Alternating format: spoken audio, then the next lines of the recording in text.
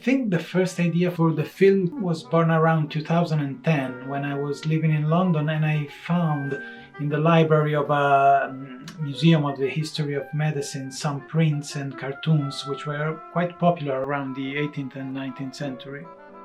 Some of these represented doctors at work, and they show how they were seen by the public with a mixture of hope and fear and distrust, while others were satirical cartoons which were targeting, charlatans and quack doctors and the effects of their remedies.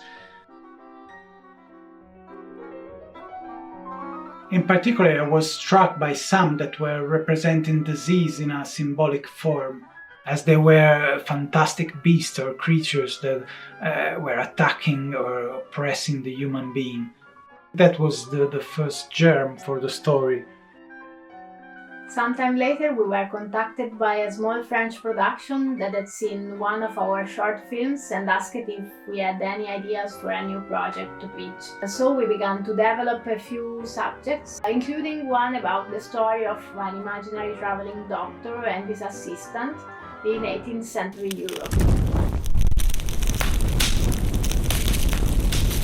We were interested in this period because it's a moment in time when science and reason made some big steps over superstitions and the magical thinking which dominated previous eras.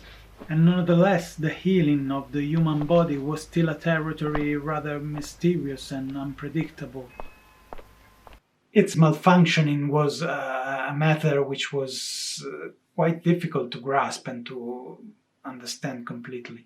Italienischer 1000 Füßler. On top of that, the effects of the remedies were often unpredictable as well. It was a trial and error process, and the most outlandish theories and cures abounded. Often there wasn't much difference between the proposals of quacks and those of licensed doctors. You cannot move your fingers. Ah. Oh. Do not despair, sir. I will just show to you what is not a miracle. Oh, no, my friend. This is not a miracle. This is a cure.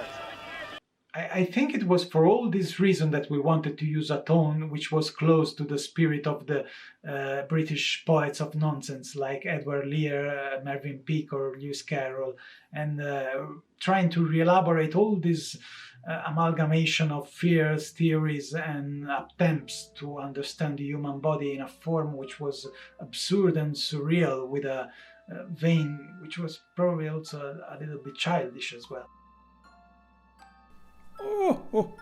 In the end, however, the production in France didn't start, and so we decided to embark on the adventure by ourselves.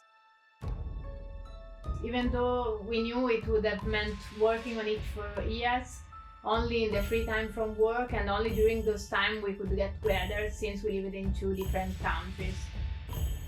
In short, a nonsense undertaking in itself.